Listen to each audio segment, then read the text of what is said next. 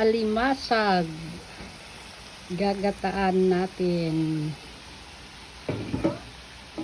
Lagay muna natin. Hindi ko na pinakita yung paggisa. Ginisa ko na yan. Tapos, lalagay natin yung pangalawang gata. Pangalawang gata.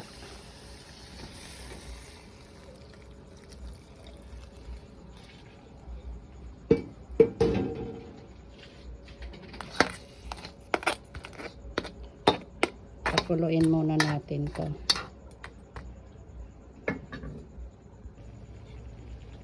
Ilinagay na natin yung kalabasa. Kasi medyo tagal-tagal maluto to eh. Ginataan to eh. Nakalabasa with alimasag. Ilagay natin na yung sitaw.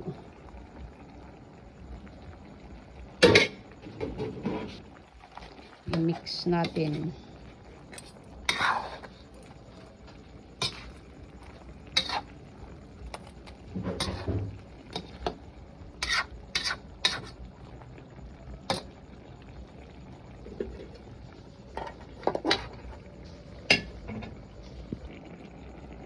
Ilagay na natin guys yung unang gata. Yan. Wow, wow, wow.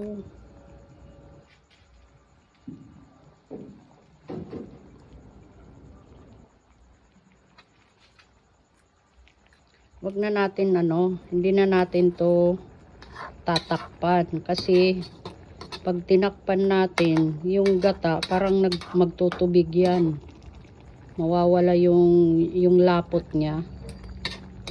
Hayaan na lang natin na kumulo siya ng ganyan. Yan, kainan na to. Sarap nito. Yan guys, mapapa-unli rice ka na naman nito.